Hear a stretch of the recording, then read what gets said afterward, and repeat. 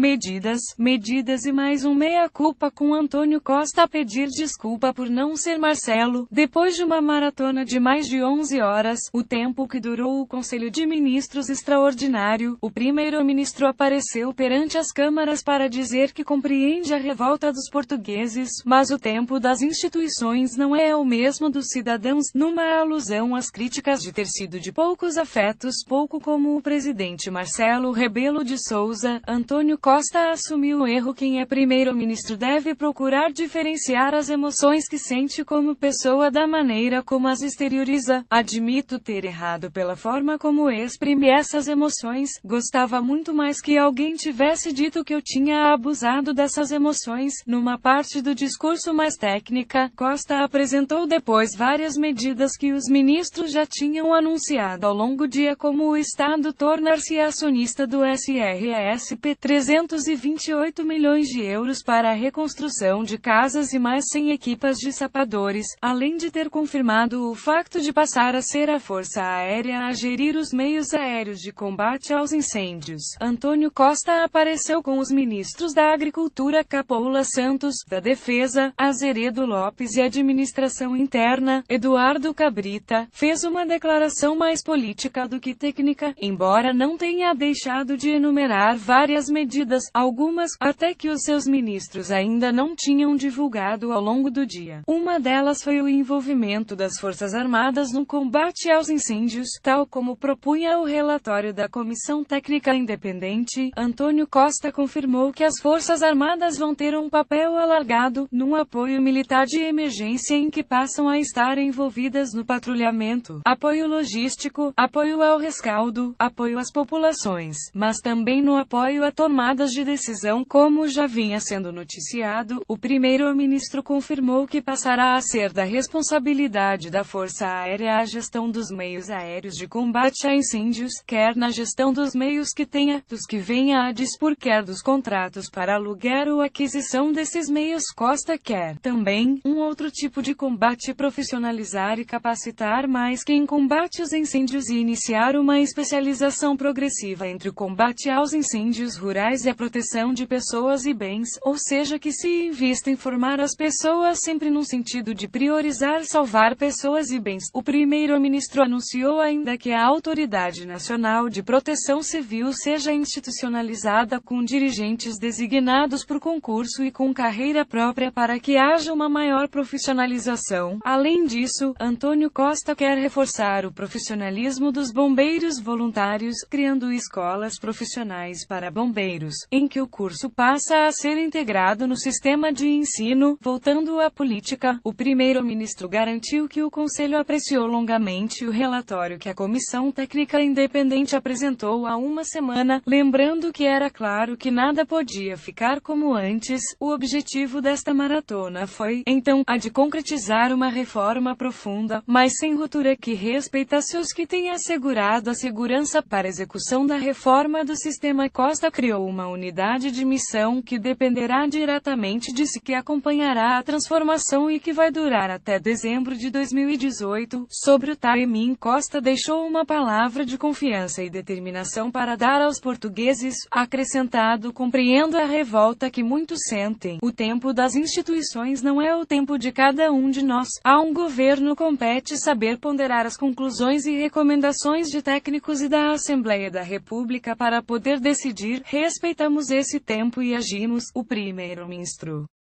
nem quer ouvir falar de déficit no que toca às vidas humanas, promete manter a gestão rigorosa das contas públicas, mas avisa que o que é urgente ser feito, vai ser feito. Compromete-se a cumprir a trajetória de redução do déficit, sem sacrificar aquilo que não pode ser sacrificado e atira. Pode haver muitos problemas, mas não é por falta de dinheiro que não vamos tomar as medidas. As medidas foram sendo anunciadas ao longo do dia. Um briefing realizado ao meio-dia, outro às 14 horas em ponto, outro às 16 horas em ponto, até Costa aparecer perto das 22 horas em ponto. Governo passa a ser acionista da SRESP e admite nacionalizar empresa. O governo decidiu tomar uma posição acionista na empresa que gera a rede de comunicação em emergência, a SRESP, SA. O ministro do Planeamento e das Infraestruturas, Pedro Marques, admitiu ainda, ao contrário de Costa, que foi mais cauteloso, que o executivo possa, no futuro, avançar para a nacionalização, tomando o controle da empresa. Além disso, o executivo anunciou a aquisição de mais 4 estações móveis com ligação satélite e ainda um sistema de redundância adicional, num total de investimento de 8 milhões de euros na rede SRESP, que apresentou diversas falhas ao longo da última época de incêndios. O Estado vai comprar participações a 2 acionistas, a Datacomp e a Galilei, através da conversão de créditos do Estado, mas não avança com a percentagem do capital em causa. Pedro Marques explicou que o Estado, como a esquerda tinha exigido, quer ter um papel acrescido no desenvolvimento e gestão desta rede de comunicações de emergência, acrescentado que para já tomará uma posição acionista que poderá chegar a uma situação de posição de tomada de controle no futuro. A Datacomp detém 9,55% e a Galilei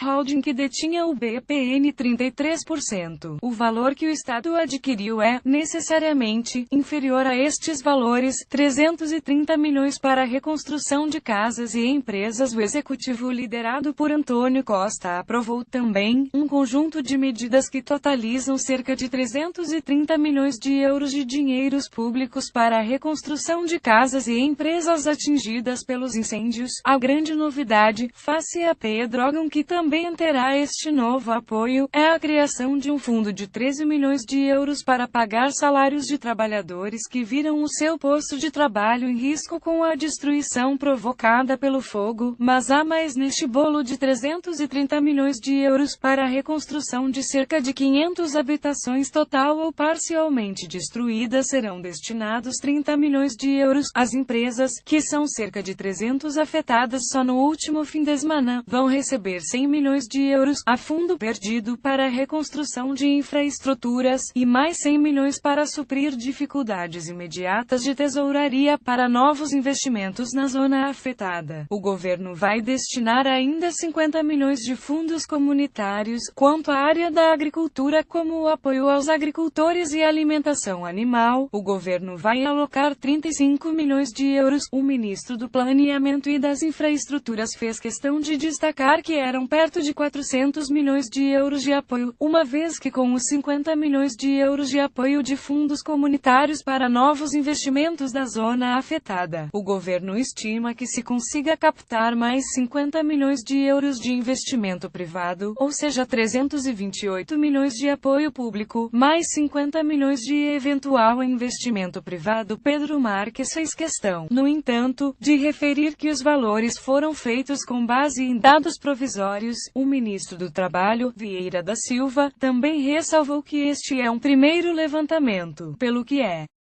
possível que haja necessidade de rever estes valores no futuro. O ministro do Planeamento e das Infraestruturas, Pedro Marques, anunciou as medidas na área da reconstrução de infraestruturas, que lembra que atingiram dezenas de municípios e muitas famílias e empresas. Alocar 30 milhões de euros do orçamento do Estado para habitações total ou parcialmente destruídas, sendo que estes serão apenas aplicados em situações em que não existam seguros e na habitação própria e permanente. O governo estima que sejam 500 as habitações nestas circunstâncias afetadas no último fim de semana e solicitará, com o apoio das autarquias neste processo, estruturar um sistema a fundo perdido de 100 milhões de euros para a reconstrução de empresas a nível de infraestruturas, mais 100 milhões de euros para questões de tesouraria para a parte que não relacionada com bens materiais. O governo estima que serão 300 as empresas empresas afetadas. Também aqui, o ministro avisa: primeiro tem que entrar os seguros, criar apoios ao investimento nas zonas afetadas. No último fim de semana, no valor de 50 milhões de euros oriundos de fundos comunitários que podem impulsionar outros 50 milhões de euros de investimento privado, criar um sistema de saúde de apoio psicológico às pessoas afetadas pelos incêndios. Ao ministro do Trabalho e da Segurança Social, Vieira da Silva, coube apresentar as medidas na área do emprego e da segurança social, para a qual elegeu 3 dimensões. Os apoios sociais serão reforçados, por exemplo, para alojamento, rendas no imediato a famílias que foram afetadas, reforço do apoio quando necessário a instituições e solidariedade social que atuem na zona, apoios à defesa e manutenção de 5.000 postos de trabalho que ficaram em risco, que incluem a redução ou isenções das contribuições para a segurança social das empresas afetadas, bem como a suspensão do posto de trabalho com suporte de fundos da segurança social. Mas uma grande novidade: uma medida de apoio, no valor de 13 milhões de euros, à tesouraria das empresas para pagamento de salários de postos de trabalho que ficaram em perigo, por um período de 3 meses, que será prorrogável. Na área da agricultura, o ministro Capola Santos enumerou várias medidas, que totalizam cerca de 35 milhões de euros. Apoio à alimentação animal, com a criação de 5 plataformas logísticas que contará com o apoio das Forças Armadas na distribuição, bem como dos municípios. Apoios para a reposição do material produtivo, até 5.000 euros para pequenos produtores e de 50% a fundo perdido para máquinas, estábulos, vinhas das empresas agrícolas afetadas. No setor florestal serão alocados 15 milhões de euros para a estabilização de emergência, como por exemplo a resolução de problemas como a erosão e contaminação das águas. 2 linhas de crédito, 3 milhões para o setor da madeira e 5 milhões de euros para a instalação de parques de recepção de madeira, mais 500 bombeiros e projetos para a proteção da floresta no valor de 20 milhões de euros. Ao ministro do Ambiente coube anunciar medidas como a criação de mais 100 equipas de sapadores de bombeiros. Atualmente existem 292 equipas, o que significa mais 500 elementos dos chamados canarinhos nos próximos 2 anos. As medidas anunciadas por João Matos Fernandes foram as seguintes: replicação do projeto piloto da Peneda Jerez, que até a data reduziu a Ardida em 60% a 4 outros parques: Montezinho, Douro Internacional, Alvão e Tejo Internacional. Vasto projeto de aquisição de equipamento e contratação de sapadores. Nos próximos 2 anos vão ser contratadas 100 novas equipas de sapadores, 500 pessoas e aquisição de equipamento para estes operacionais, mais 50 vigilantes da natureza que entram ao trabalho já a partir de novembro. Prevenção estrutural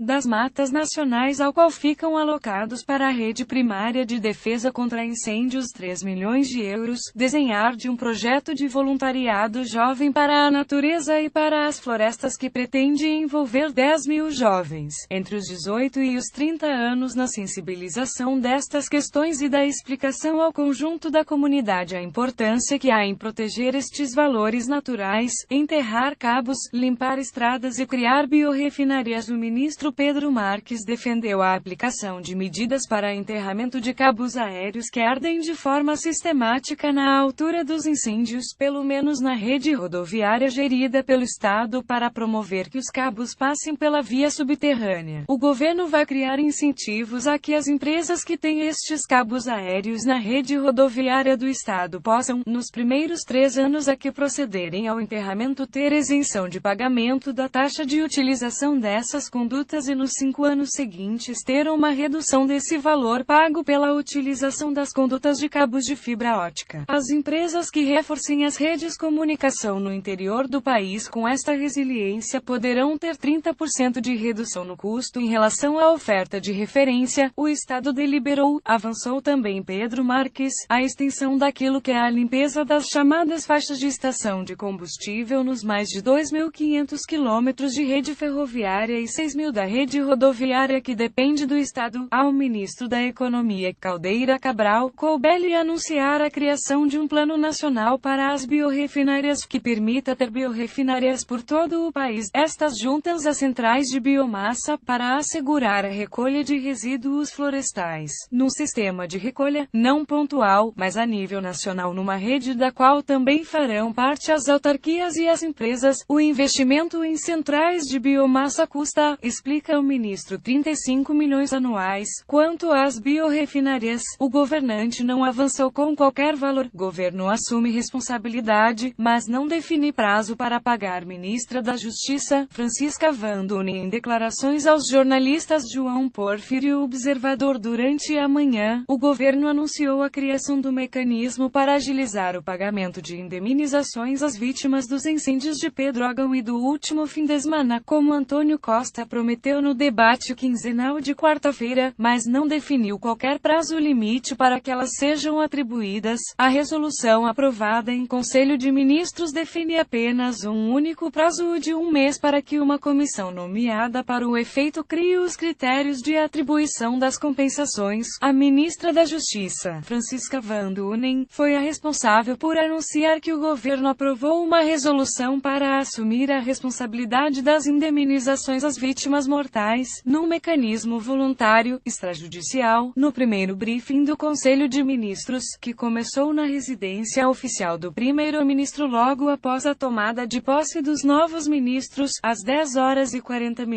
de sábado. Francisca Van Dunen não se comprometeu com um prazo para atribuir as indemnizações. Não é possível ter uma previsão. Van Dunen disse apenas que a comissão criada para gerir a entrega de indemnizações terá 30 dias para fixar os critérios de atribuição de entrega de indemnizações. De resto, não há mais prazos. A comissão, explicou a ministra, terá um representante das associações das vítimas, outro nomeado pelo Conselho Superior de Magistratura, em princípio algum magistrado, e alguém nomeado pelo Conselho de Reitores, ligado à academia. Após esta comissão definir os critérios, numa segunda fase, os processos transitaram para a Provedoria de Justiça, no âmbito da qual serão definidos e concretizados os montantes indemnizatórios a atribuir aos familiares das vítimas que venham a requerer. A Provedoria terá o apoiado, se precisar, do governo e das autarquias no processo. Os jornalistas insistiram questionando se no Natal os familiares das vítimas já teriam as indemnizações, mas a ministra apenas garantiu: é desejável que as famílias recebam o mais depressa possível. A partir desse prazo, as famílias vão requerer a atribuição à Provedoria de Justiça. Pensamos que será rápido, mas se é em dezembro não lhe posso dizer quanto ao montante que será pago. Van Dunen considera que o governo não tem nenhum cálculo indemnizatório porque os montantes finais dependerão dos critérios que forem definidos e do número de requerentes. No entanto, recorda que por defeito em qualquer circunstância essas regras terão sempre cabimento orçamental, porque existem sempre verbas em qualquer orçamento do Estado para cobrir aquilo que são as responsabilidades orçamentais do Estado. Várias vezes acontece o Estado ser condenado e o Ministério das Finanças tem uma provisão. A ministra foi ainda questionada sobre se nesta fase o governo não deveria ter tudo mais concreto num prazo para a atribuição de indemnizações, mas a governante justificou-se dizendo que mais concreto que isto é difícil. O único prazo que o governo pode colocar é para atribuir os critérios. Além disso, explica, o processo vai depender do pedido das vítimas. Da parte do governo, reitera, é que o processo seja concluído com maior rapidez possível. A ministra, que esteve na terça-feira reunida em conjunto com o primeiro-ministro com representantes da Associação de Vítimas, garante ainda que este modelo foi consensualizado com os familiares das vítimas. As primeiras medidas conhecidas deste Conselho de Ministros, o que também tem simbolismo, foram dirigidas ao apoio às vítimas, mas ao longo do dia vão sendo anunciadas em outras áreas, por outros ministérios. Costa fez questão de sinalizar esse primeiro briefing ao final do dia. A primeira palavra foi para reparar as responsabilidades que o Estado tem. Foi possível chegar a acordo com as associações de vítimas de Pedrógão. Para o primeiro-ministro, o modelo aprovado honra a memória dos que perderam a vida.